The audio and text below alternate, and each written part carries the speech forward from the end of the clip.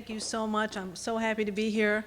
And I have to tell you how the Z House name, now that you mentioned it, came to be when I started writing children's books, mostly in the airport, waiting for planes that weren't coming. And I felt like I had read all the junky magazines there were to read in the airport. So I started writing stories about animals and raising my son in different states that we had lived in. And people told me, you have to get a website. Once you do your books, you have to have a website, and then you have to have a blog. And you have to, so I said, oh, okay, I can do that. I know how to write. I can write about literacy and about the importance of reading to children. So I worked with some folks and developed a website. And then, of course, I was going to use my name because marketers told me, and you have to use your name or you won't be able to sell your books. So when I went to the domain world to get my name, someone else owns my name. I have a distant cousin who actually lives in Atlanta, and years ago he had his daughter, named her Holly Zamblin. Everybody thought, oh, that is so cute. And I never thought it was that cute, but so here we are. She recently got her PhD in psychology, and so she's out there now trying to develop a business of working with clients, et cetera. She owns the name.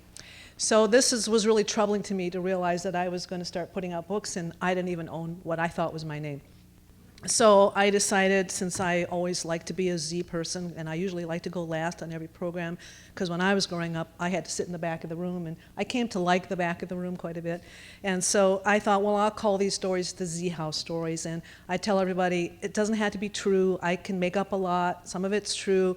You all have to figure it out, and it gives me a license to write whatever I think is a good story. So that's what the Z House is, and I have a website now called the Z House Stories. I want to start with talking a little bit about Lumina Foundation.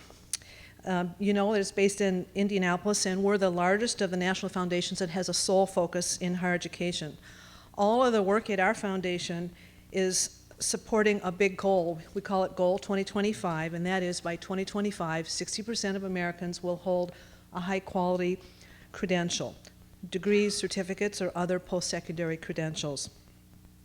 A week from today, Lumina will be releasing the 4th edition of our signature report, which is called A Stronger Nation Through Higher Education. The actual publication date is June 13th, and when Mary Ellen was pushing me to come up with one article, something that I would share, I really said, well, the document's probably not going to be out yet, and yet that's what I would include because I think it's an important document, and I'm going to tell you why. The report really provides data to help folks understand and address the college attainment challenges in each state and each county in the states, plus the 100 largest metro areas in the U.S. The report is really designed to help folks identify the student populations that face the toughest road to success, and it has a major focus on adult learners. When you see the new version of A Stronger Nation, and I hope you'll all see it really soon, what will it say about Georgia? At its current pace, by 2025, Georgia will reach a degree attainment rate of 42% by 2025. That will fall below the 46.5% rate that's expected nationally if we project current trends out in a linear fashion. And unfortunately, it's going to fall well below the national target of 60%, which you've been hearing a lot about at this institute. More to the point, it's far less than what economists and labor experts say will be necessary to build a truly skilled workforce in Georgia and in all the states. The Georgetown Center for Higher Education and Workforce advised us that by 2018, that's just 5 years away, 2/3 of all jobs are going to require some type of post-secondary credential. That doesn't mean everyone's going to need a baccalaureate degree, but we know that some post-secondary credentialing is going to be important for jobs. Well, how are Georgia, and indeed all the states then, to accelerate progress toward Goal 2025? We believe that we need a redesigned education system. The current system just can't get us where we need to be. Even if it were possible simply to supersize the current system, we'd still fall short of Goal 2025. That's because the problem isn't just about scale, it's about structure too. Higher education needs to operate in new ways. It needs to be redesigned to better meet the needs of today's students and position us well for our 21st century global society. Many of the new models and approaches we've all been hearing about a lot just in the last couple of days, massive open online courses, digital badges, intensive, intrusive advising programs, reverse transfer, prior learning assessment, programs that are competency-based rather than time-based, all of these trends are really promising. But these individual trends and efforts are really only building blocks. Taken separately, they do all have promise, but the key is to make sure that they fit together, that they become part of a new and better system, a student-centered system. I thought it was interesting to hear Houston Davis talk about, are we really going to have student-centered or institution-centered or some blend? We don't know. At Lumina, we've thought a lot about this.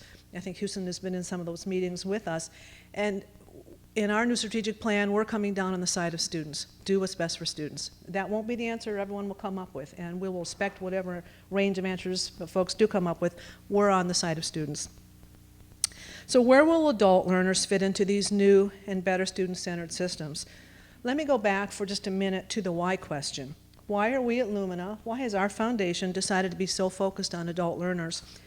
In our study of what it will take to reach that 60% credential goal by 2025, the data tell us that demographic changes and trends in post-secondary attainment by the traditional age students make it really unlikely that the U.S. can grow the proportion of the labor force with post-secondary attainment by focusing primarily on the recent high school graduates.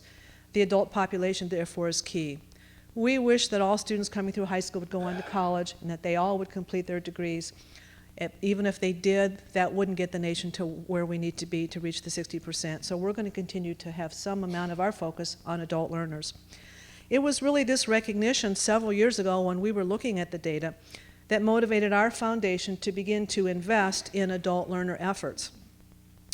Between 2004 and 2010, Lumina awarded about $11 million in several adult learner grants. They focused on research and demographic studies on adult learners. We were all trying to understand the lay of the land better. They focused on the development of tools to assess the adult friendliness of institutions. Alfie is probably the best example. And they focused on building networks and holding convenings of stakeholders in adult learner efforts. We learned a lot from those efforts, and so in 2010, we decided to issue a request for proposals to support large-scale projects to increase degree attainment for that pretty large group of adults, there's some 37 million of them, who have prior college credits but no degree.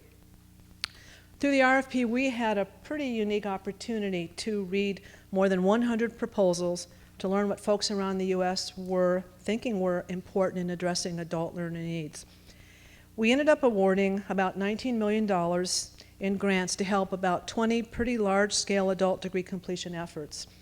We elected to support work on multiple levels, some national, some state level, some metro level, and some networks of higher education institutions. Lumina long ago, even though we're the biggest of the national foundations that focuses solely on higher ed, we realized that we wouldn't be able to fund individual institution efforts generally. So, and even though in our early years we did, and at some point we moved away from that because we felt that in order to have more of an impact, we were going to have to go to large scale. We didn't know when we went down this road, when we said we'll do some national, some metro, some state level, some networks of institutions. We didn't know which of these efforts would gain the most traction, but we were pretty sure that some would go better than others. Now we're working with an evaluation team to try to determine which of the strategies are working best and why, if we can. So this is the body of work we've been mining some lessons learned from. I've picked 10 of these out from a pretty long list of lessons learned that I want to share with you today. And I want to stress that you're not going to hear data. If there's really solid psychometricians and evaluators in here, this would not be your presentation. On the other hand, we asked our evaluators to help us evaluate the strategies. Are we going in the right direction with this kind of work, as opposed to going in and counting how many more credentials is each approach reaching? So the first lesson that I want to stress is that comprehensive approaches are better than piecemeal. Efforts that are comprehensive in terms of policy and practice and that emphasize outreach and collaboration among a range of stakeholders have been the most effective at serving returning adults. The most successful of the statewide efforts have a set of institutions committed to working on adult learner issues and improving policies and practices to serve better adults. They have agreements on prior learning assessment so that the institutions are looking at being on the same page about what they're giving credit for. They have adult degree completion degree programs that are tailor-made for adults and are moving to develop ways for people to get into career pathways that will also meet their career aspirations. So although we had a lot of folks come to us that said they just want to work on one piece of the puzzle, the projects that we supported that were more comprehensive, those are going better. Lesson number 2, entry points are more diverse than we thought. We're seeing that higher education institutions they're not the first contact point for many of the returning adults. Rather, many adults are coming first to community-based organizations like Goodwill, Veterans Affairs offices, or Workforce Investment Board services. Therefore, finding ways for higher education to connect and to partner with these on-ramps of education and training are really critical to expanding services for returning adults. The third lesson, both short and longer-term metrics are needed. A key challenge for many of the adult learner efforts is seeing some actual outcomes. For example, how many more credentials are really awarded after a few years of targeted work? And this is really important. The foundations we're looking at data always, and it's a tough thing to say how soon are we going to see some real serious outcomes. Well, our evaluation team is advising us all to be patient. They are noting a ripple effect underway among returning adult efforts. Some efforts have a significant potential for longer-term impact, but frankly, they don't have noteworthy numbers of credential completers yet. Let me give you 3 examples. West Virginia is including some statewide training to help their student affairs professionals serve adult students better, and this will have long-term positive impact, though it really can't be detected in the short run. The Wisconsin University system is working with administrators and faculty on prior learning assessment. They expect longer-term impacts on how they will institutionalize prior learning assessment policies and practices, and they're trying to change their culture, particularly with their faculty around PLA. But as you can guess, this hasn't happened yet. Rutgers University's efforts to better link workforce agencies with higher education is building in college completion as a metric and a goal in the workforce systems in selected states. This work is enabling agencies to identify some simple changes that will have some long-term impact, like providing information on college opportunity through the unemployment phone system as people call in, or local WIBs providing college planning information. And we learned early in this work that some of the WIBs don't get credit when they actually refer their clients over to higher education, so they weren't sending them over. They weren't even asking them whether or not they had some prior college credits. And we have learned that there are some percent of them who are coming in for that short-term training, which we wish would apply toward higher education credentialing and maybe at the same time or put people on that route. So we're learning that at least they should ask the question. And so some of those efforts between higher education and workforce agencies we think are going to pay off in the long run. Lesson number 4, certificates dominate. Where we are seeing increased numbers of completers in the adult learner efforts, they tend to be at the certificate level, not the associate or the baccalaureate. We think this finding reflects the dire economic situation over the past few years for returning adults. We're seeing that career seekers are the real low-hanging fruit in credential completion right now. These are the people that have a sense of urgency about attending school, they need a degree, or they need to move forward in their careers. We had not anticipated the increase in certificates when we went into this work. Lesson number 5, going after students after they have left your institutions is not as effective as finding them when they're still at the institution. Some of you may know about Project Win-Win, which is working with 60-some institutions in 9 states with a group of people that we call the near eligible. Actually, some of them have actually completed all of the credits for the associate degree, but they never got the degree, or they're within 9 credit hours. So Project Win-Win is going after that group of folks, starting at the associate degree, and we're waiting to see whether or not it might be useful to do that same work at the baccalaureate level. Well, what they're finding is this won't surprise any of you, it takes a lot of work by higher education institutions to provide the range of services to recruit the adults who have left the institution and determine if they have completed a degree. They have to identify them in the computer system. Then they have to go to the National Student Clearinghouse to match to see if they got a degree elsewhere. Then they have to find the students, which is not so easy after they've been out 3, 5, 8 years.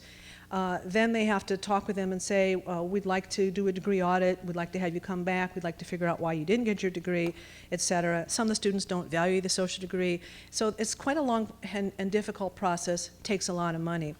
We think that it would be far more cost-effective for institutions to determine if the student had completed the requirements for a credential before they actually left the institution. I want to point out two mini lessons that also have come from Win-Win that we think is pretty important. The first mini lesson is in math. Many of the near-eligible adults are essentially missing one course in math. And the perception is that they're not going to get through college algebra. They won't try to get through college algebra. Many institutions are working, therefore, on reforms to their math requirements to determine if they can permit a wider array of courses to satisfy the math requirement. It might be a statistics-based math, it might be finite math, but this is a responsibility of the faculty to make these determinations. The second mini lesson that comes from this work is in updating degree requirements. Some of the institutions have, frankly, old requirements on the books that have not been challenged until that returning adult shows up. Here's a case in point. The returning adult who has completed all the courses required for the associate degree but needs to complete a computer literacy requirement that was on the books when the student attended his community college. He returns and he's ushered into a small room where there's an old computer with a floppy disk. The institution was really embarrassed that day when the student came in, and this student actually had much more advanced computer skills than the old computer with the floppy disk.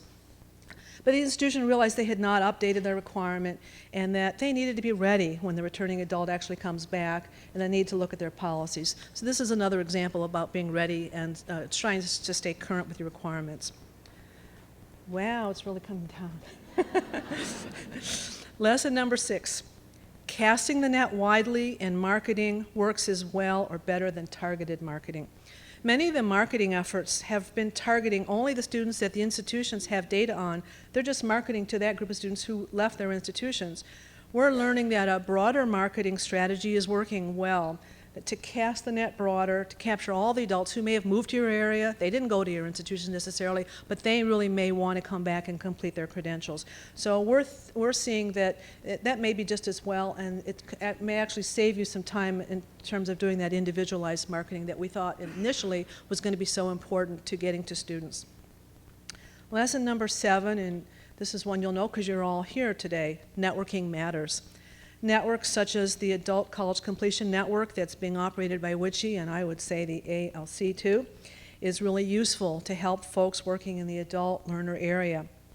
Many of the efforts have accelerated their progress by learning of approaches in other locations that they would not have thought about. For example, Texas learned from West Virginia about using the Department of Motor Vehicles database to find missing students. So we think this is a country of drivers, and that's maybe the best way to find folks. Lesson number 8, latecomers to institutions is a challenge. None of the returning efforts that we've studied is addressing very well what happens when you have a person who's really close to completing a credential who needs to complete at an institution that is not the original institution. A statewide coordinated initiative is really needed to make this happen. The concept of designated institutions in a state with the charge, the mission, to work with returning adults may be the best option. Some of you have heard that Kentucky may be thinking of going in that direction, having a kind of more of a designated hitter for returning adults, because maybe not all institutions are going to be able to do the job. SUNY certainly operates that way with Empire State College. We know that other states are considering this as an option. Those institutions are going to have to think about more flexible residency rules and kind of play that role of aggregator institution. And to some people, aggregator institution is kind of a negative, bad word. We're thinking, no, in this climate, somebody needs to look at all that people have done and determine when they have met the requirements for a degree. Lesson number 9, we've been hearing a lot about this here. Everyone is interested in returning veterans. Every statewide effort is trying to scale up their efforts to work with veterans, and the need is to address policies. For example, will they receive resident tuition rates? And I think the latest data I've heard is that there are 12 states that have acted to provide resident rates to veterans regardless of where the state of residence that the veteran has. So we think that's pretty promising. We wish all the states would do that, but some states are moving, and we think that that's going in the right direction. The second part is the practice side of serving veterans more effectively. Most of the folks working on this have redesigned websites so that they can provide better information to veterans. They're stepping up their student advising and counseling services, articulation, and credit for prior learning and pathways that work. Lesson number 10, and these were not in any rank order, because if they were in rank order, I might have put this one first. Lesson number 10 is prior learning assessment is gaining traction, but plainly put, we are not there yet. The faculty know increasingly, which is a good thing, that prior learning assessment is important, so awareness is increased, and they know that there are multiple methods for doing PLA. There's pretty good support for using CLEP exams and other exams, but we think mostly for general ed, not for upper division. There are questions, and some of you surfaced this in one of these discussions today. There are questions about the ACE crosswalk process because many of the faculty don't know enough about the rigor of the ACE process, for example, who the faculty are who are doing the assessments. There are questions about the military programs of instruction not being available for higher ed to examine, and even if they do those manuals, and I understand they're like 300 to 600 pages long, some of them, and that they're written more in a military type of a language and not the type of learning outcomes that would be faculty would be more conversant with.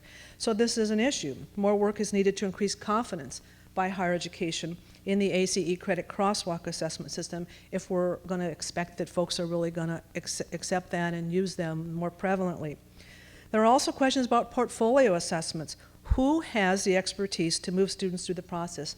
Should this be outsourced, given the highly decentralized nature of U.S. higher education? Or should we expect that all institutions in the U.S. should do this work? And frankly, if we're going to serve adults well, either all institutions have to do it or we need some better outsourcing policies and practices put into place, because the practicalities suggest that not everyone's going to do it, and if I'm the person who wants prior learning assessment, I hope that my close by institution knows how to do it. Otherwise, I'm not sure what would happen in such a scenario for a lot of folks, and that's what's happening. We know portfolio assessments are really time consuming for faculty, so under this broad rubric of prior learning assessment, there's plenty of challenges yet to go. When we at Lumina look at all of the work that we've supported and a lot of the great work in adult learning underway throughout the U.S., we conclude that systemic changes are especially needed in 3 areas: more adult-friendly policies and practices, more tailored degree programs and pathways for adults, and more options for smooth transfer and prior learning credits. I want to underscore the word systemic. This means we have to adopt a whole system approach.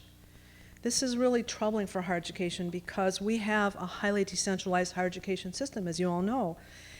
But at Lumina, we have ability to jump over things like the realities. So even though we know we have a highly decentralized system, we know it's not going to change, we're now envisioning that within a highly decentralized higher education system, we could all create multiple entry points, a variety of formats, adaptability for different forms of learning, and the ability to compound learning over time, making every academic achievement count along a transparent and smooth pathway to the attainment of a credential.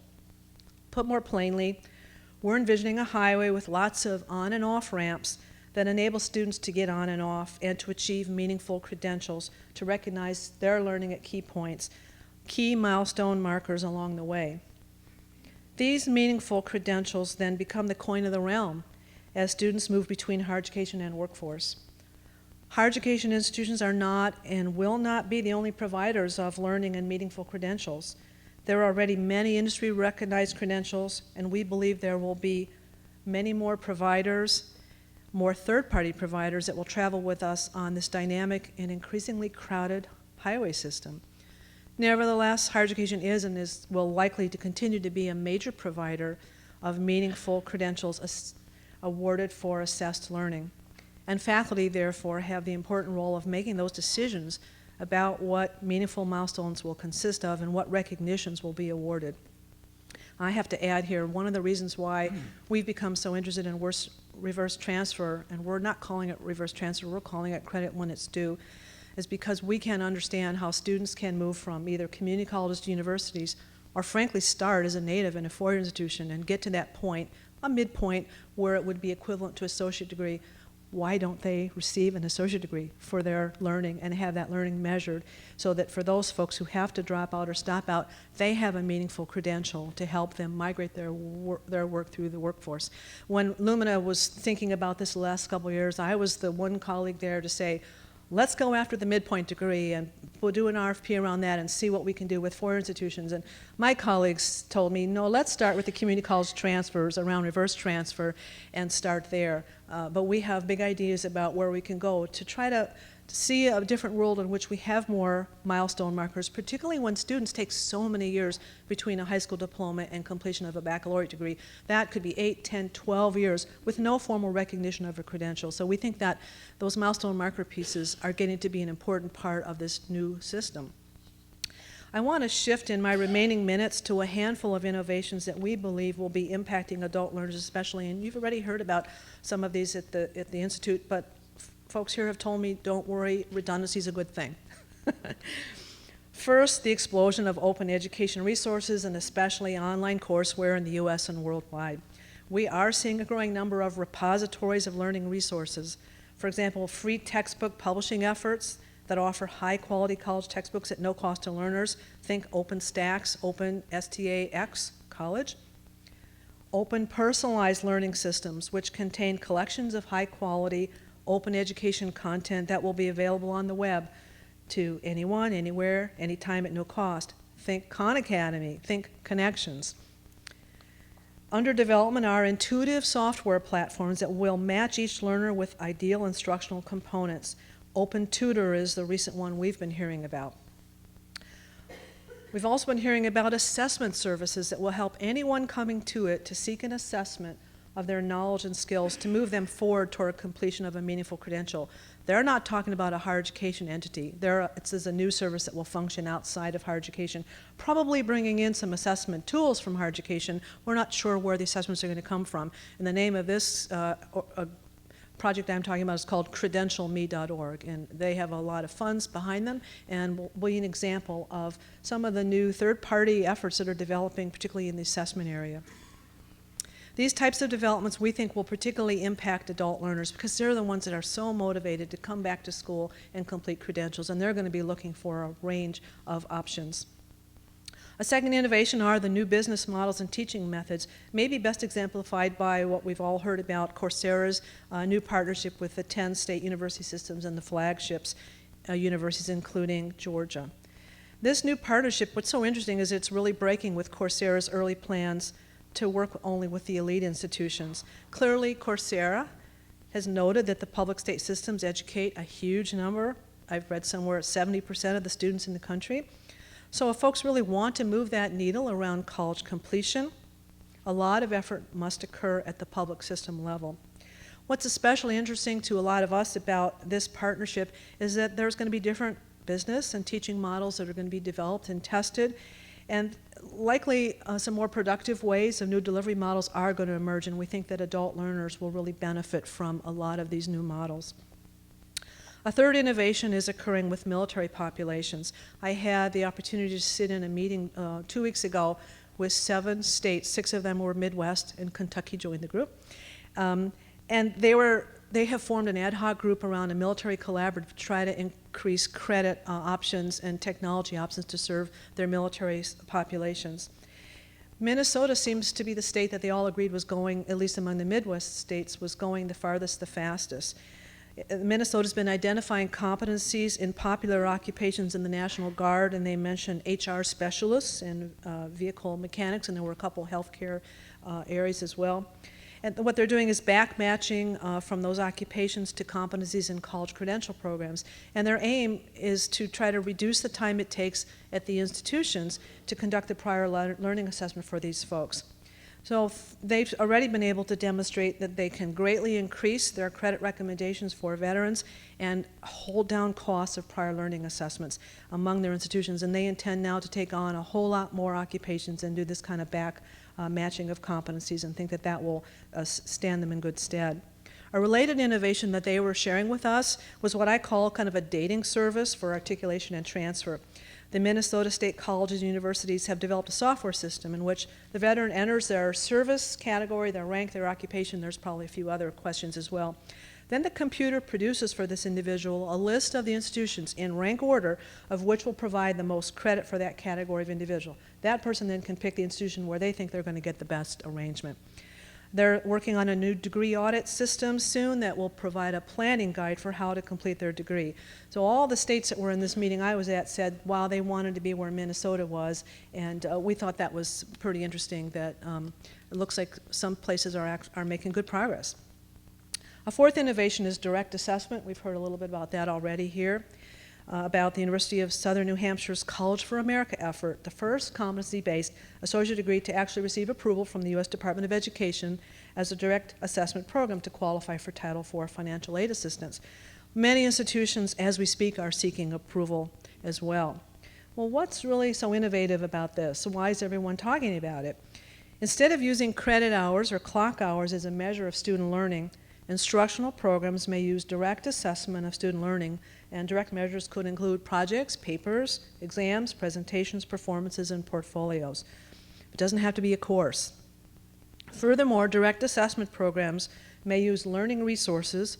It could be courses, it could be portions of courses that are provided by entities other than the institution. That's really key, entities other than the institution, providing a direct assessment program. This will give rise, we think, to many new public and private partnerships in the delivery of academic learning, and is really going to be part and probably drive a lot of the changes under the caption redesigned higher education systems. Again, pretty major for a lot of the adult students. A fifth set of innovations are occurring in prior learning assessment. Some of this is covered in the veterans example that I already mentioned, where we're seeing more competency back matching going on from specific occupations to competencies and degree programs. We're also seeing some innovations in the delivery of PLA through outsourcing. The Pennsylvania Public Higher Education System recently contracted out its prior learning assessment to CalesLearningCounts.org. And some other states are actually considering such a move as well. This is in recognition of the uneven commitment to, quality of, and capacity to conduct prior learning assessments within higher education institutions. I hope Pam Tate, when she's here tomorrow, will be talking more about learning counts, so I'm going to stay a little bit away from that. But we think the outsourcing part of this is important, and there's no doubt that policymakers in a lot of the states are going to start asking that question.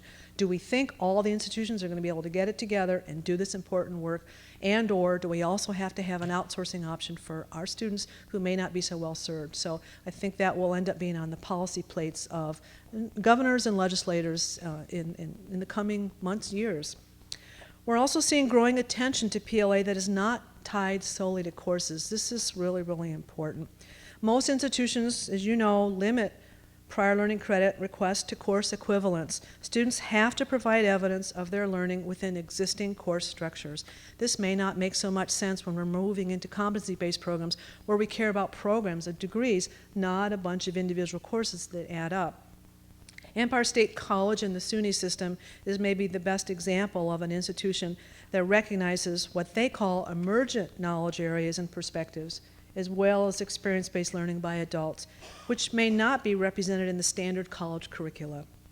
They're allowing prior learning credits to apply toward any part of a student's degree, could be introductory or advanced level, liberal arts and sciences, concentrations, or general learning, could meet general ed requirements. Empire State is awarding credit for prior learning in the context of the student's overall degree program. This principle is really promoting a more integrative approach to the award of prior learning credit, and we think represents a pretty important innovation as the field begins to really think about competency-based programs and whole programs versus the building blocks leading up to programs. One more innovation in the initial stages in PLA that I just feel like I have to mention focuses on those adults who are returning with knowledge and skills that extend beyond the baccalaureate level. Work is just beginning to figure out what can be done to help these adults in graduate level PLA. This is a huge issue. We think undergraduate PLA is a big issue. Wait till we get to graduate level. Well, a sixth and final innovation that I'm going to end with today falls under the category industry, credentialing, and alignment with higher education. The Manufacturing Institute recently announced their M list. Maybe some of you saw that. The M list recognizes excellence in manufacturing education, and the list distinguishes schools that are preparing workers up to industry standards in advanced manufacturing. The schools that get on the M list have arranged their coursework around industry standards, and they're making sure that students earn credentials that are in what's called the NAM, National Association of Manufacturing's Endorsed Manufacturing Skills Certification System. This is a long name, but basically the manufacturing group has put together a pretty elaborate matrix of curricular mapping of competencies and degrees that are needed in manufacturing. The employers that consider students from institutions that are on the M list are advised that they can trust that those students are coming to them with the skills that the employers will need.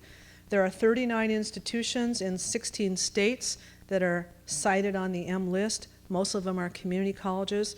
Georgia is not listed, but several in the South are: Florida, North Carolina, South Carolina, and Texas. Here's what we think is pretty innovative about this, and I don't know if Keith is going to be talking about this tomorrow. Maybe he will. What if several of the industry sectors identify the competencies and degrees that are needed at different levels of positions in their industries? And in fact, many industry sectors are working on this as we speak. And then they identified the higher education institutions that are preparing students up to industry standards, and then they're publishing their own equivalent of the M list. This could really be a signal that industry sectors are more and more preparing to step up to closer alignment with higher education. Clearly this is an adult learner issue. Many of the folks who are going to be caught up in this, they're already employees to some extent in these companies, but they're going to have to be moving back and forth as they work on higher level credentials. And so this closer alignment, we think, between industry and workforce represents an important next step in redesigning the higher education system. I'm going to stop here. I've shared lessons learned from the adult learner work, at least 10 of them, that Lumina has been studying, and I've tried to underscore some innovations that are likely to impact adult learner work in the coming years. I'd really be interested in hearing in the time that we have left about some of your views about innovations, and especially what you'd put on your list. I just want to close with a challenge that we make to ourselves at Lumina. We've already invested about $30 million in adult learners work. We think we're one of the few foundations that have gone this far and have put our stake in the ground around adult learners. We're thinking a lot about where do we go next with our investments. We know what to do, don't we? We think we know what to do. If not, we're here in Georgia to listen to you. You're a group that really knows what you're about in this area and would love to have some more conversation with you about that. So thanks very much.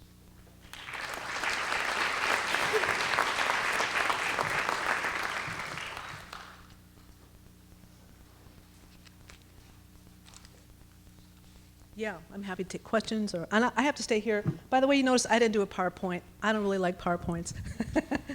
But I have to stay here for the mic.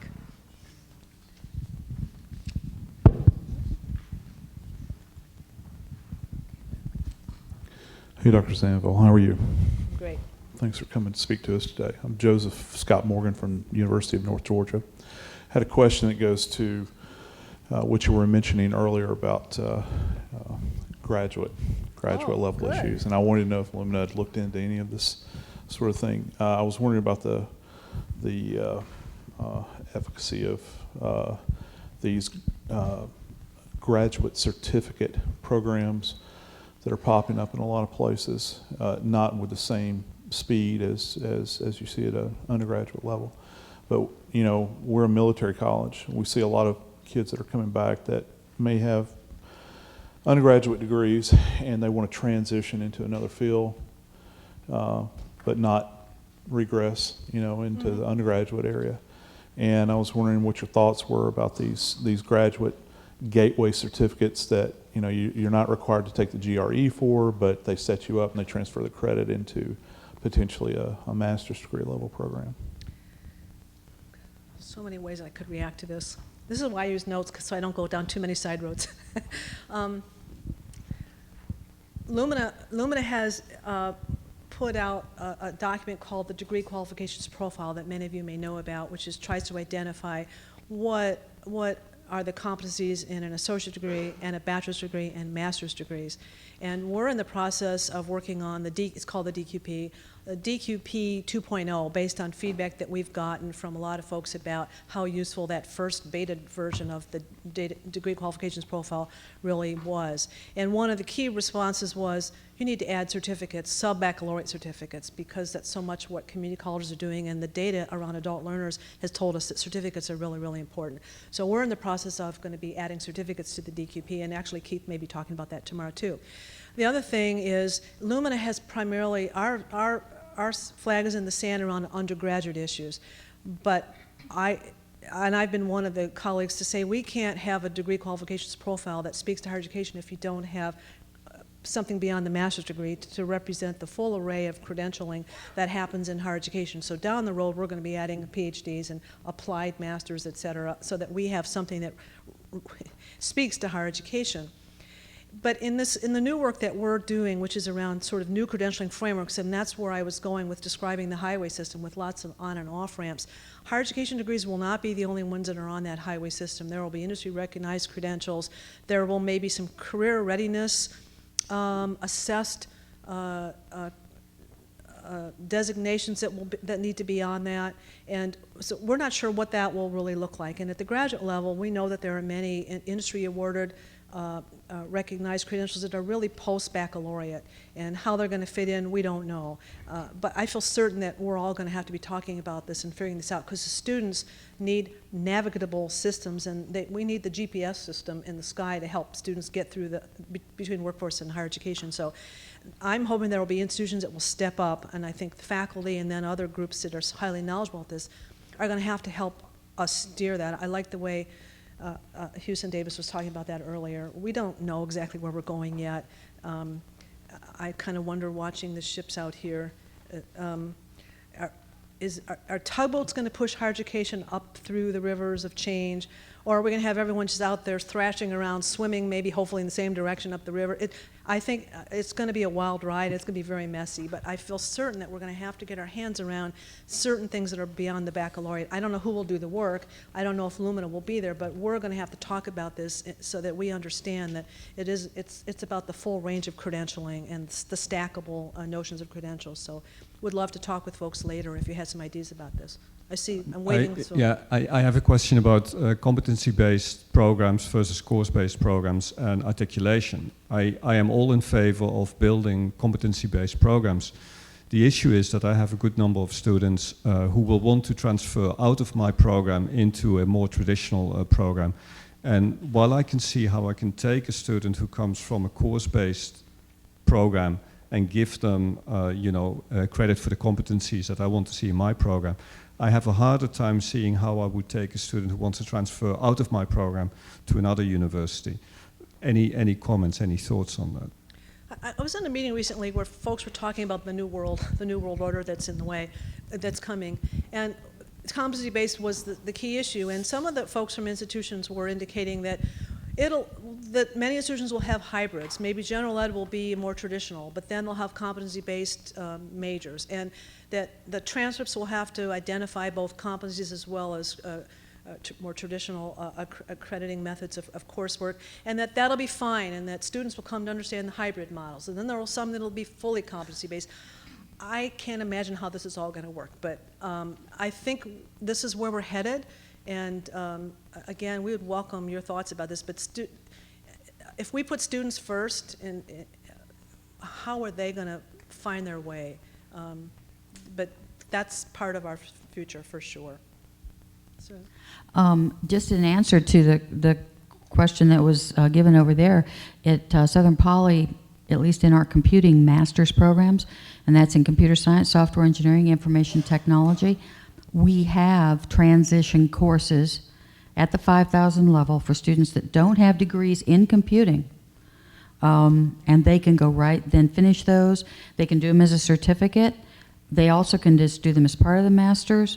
Of course, they're required to in effect, then complete the rest of the master's. But we've been doing this for years, and it's worked out extremely well. That's good to hear. I've been in meetings where people will say, if Bill Gates showed up and he didn't have his college degree, would somebody make him go take a basic introductory computer science course? And everyone said no. They probably would put him in a graduate level, we hope, area. But I mean, I think we have to think about the kind of students who are coming to us with all kinds of knowledge and skills gained from all different places. So, yeah, it's good to hear about your example.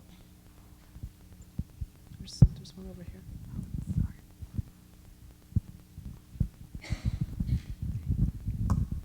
Lesson learned 4 with certificates dominate. Is there any, do you have any information about whether once someone earns a certificate, they're more likely to say, wait a minute, is this going to be sufficient? Or maybe should I stay and go on to a degree program? What do you know about that? I will tell you that when our evaluators, we were looking among the 20 or so projects that we had funded, and they looked at some others that we had not funded, because there's plenty of other adult learner work that Lumina hasn't really contributed to. A couple of the projects, one of them was a project that the American Association of Community Colleges is operating called 50 Plus. And about the time the recession got really bad, we all know that many people, it's not an issue of age, there are a lot of 50-plussers who lost their jobs and have found their way back to school, particularly community colleges. That project has outproduced all the other 20 projects that we funded. And those folks were highly motivated, and they were coming back for certificates. We've now gone back to them to say, what percent of them do you think are still likely to want to maybe complete an associate degree, assuming that they helped migrate into careers? Another one of the projects that produced a fair number of folks with certificates was Goodwill. And Goodwill is one of the largest employers of low-income people in the country, and they have funds to provide tuition assistance, which is pretty nice, and they have all these labs, but they're mostly in non-credit world. So they have a project where they were marrying up with community colleges around the country, trying to figure out how can we have people move from non-credit over to credit, and then they can go to a community college and be on track maybe to finish associate degrees. Their first credential, though, for most of those folks has been a certificate, and we do think that there will be some percent of those folks who will go on to degrees. But we weren't expecting, in fact, I had a hard time when we were funding that array of 20.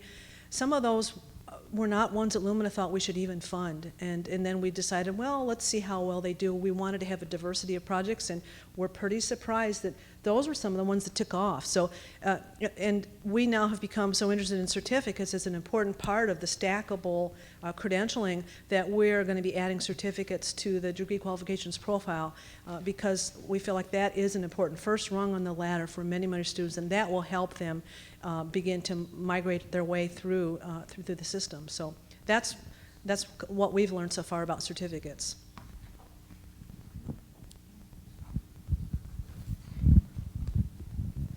One of the things that the military has done very well is they've created a great deal of material that they send their students out with, which allows us to make the prior learning assessments effectively. I was wondering if that might be married to the syllabi that we create for our courses, expanding them enough so that competencies can be listed as well as learning outcomes, and allowing prior learning assessments to be conducted using this expanded syllabus document. That's a great idea. I actually had not heard of that. The meeting I was at, people were bemoaning how were the faculty, number one, going to get copies of the 300 to 600 pages documents of the training manuals that the military was using, and then they wouldn't be able to understand them. They were afraid because they didn't think they were going to be written in understandable terms that faculty would use. So it's really it's reassuring to hear that some folks, veterans, are arriving with more easy to understand explanations of what they actually have learned. So and maybe we need some more good examples of that and I'm not sure. Thought of it. Okay, well, but that's a good thought. I just want to make a comment. I love the comment about the ability to take the veterans' work and put it into the computer and see where they could get the most credit. But in reference to the last point, too, there's a couple websites out there, the Army and the Navy COOL. I suggest looking at the Navy COOL program, COOL, which basically takes the serviceman's classification and then puts it into both potential programs as well as credentials. And they're working now on a validation, because that whole quality assurance thing here is the huge, it's probably the elephant in the room right now. The other thing too about the transition from certificates to continuing their education, which we as educators all want to see happen, that's the studies of which Lumina has funded a number of studies of the Georgetown Center regarding how important occupations and majors are. And some of the statistics, you know, for years we've lived with this fact of what you could expect for lifelong earnings given your amount of education. And I think 10 years ago I saw a University of Michigan study that took an actual look at specific programs and found some real differentiation. And now with the studies of Tony Carnevale and his staff, we can actually see there are certificate programs that out-earn some baccalaureate programs, as well as associate degrees, and vice versa. So it's an interesting thing to look at. The weakness also in our system for a student-centered program is really the career navigation in this country. And I would just say on the Minnesota example, the meeting I was at, I wanted to say to Minnesota, but I didn't say it, but I'm going to next time I see them, is you could develop the dating list for the institutions in Minnesota, but if I were that veteran, I might say, can you tell me some other institutions around the country where I might even do better? And it doesn't necessarily mean that you should stay in your own state. There may be other institutions that would be a better fit. And I don't think a lot of us are still thinking beyond our borders, and probably the redesigned higher system are going to force us to think that way. So I think we're at the end of the questions, and we're at time too. Thank you.